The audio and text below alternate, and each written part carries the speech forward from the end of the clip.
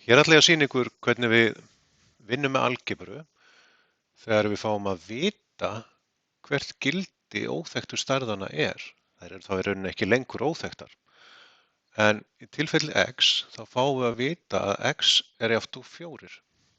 Við fáum einnig að vita að y er jafnt úr 6.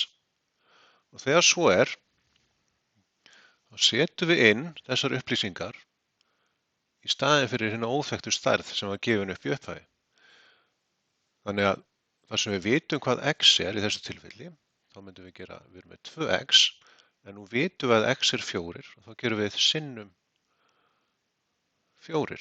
Þess að x-ið, ef við þá tekið gildið 4, plús, og við erum með 3y, við erum með 3, og athugum þá að y hérna er 6, þá er það svona.